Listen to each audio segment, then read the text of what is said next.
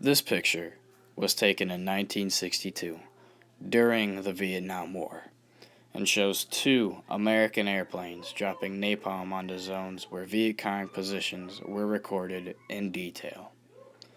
Americans were hoping that if they did this to every potential Viet Cong camp, it would show how aggressive America really is and pressure them to quit fighting for a communist government.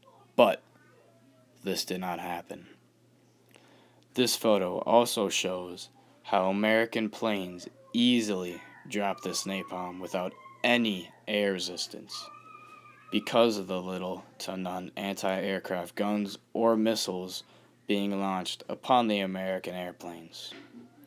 And this was mainly because the Viet Cong were a guerrilla warfare military that wanted communism throughout the country.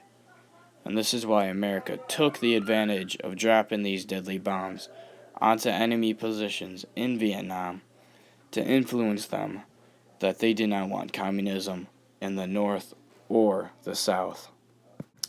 This picture also shows the bravery and how fearless both of the soldiers in this photo have to be, because the bombs that these pilots are dropping could be killing unarmed civilians.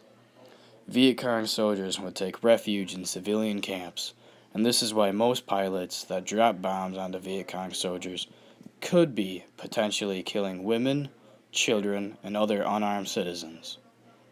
The subject of this photo shows a fighter pilot witnessing a fellow soldier dropping napalm on Viet Cong soldiers, and this also physically shows how devastating a single bomb can be when it is being dropped onto anyone, soldier or not.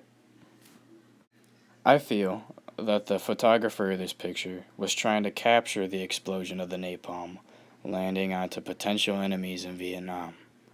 The photographer's point of view on this explosion was at a slight downward angle, and I presume they did this to show the airplane that dropped the napalm as well as the napalm that the pilot dropped onto an encampment of Viet Cong soldiers.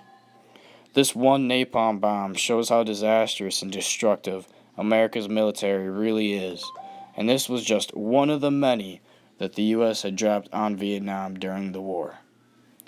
Lastly, I chose this photo because I wanted a detailed picture of the Vietnam War that showed more than just infantry moving in and seeing more blood and gore than anyone during that time.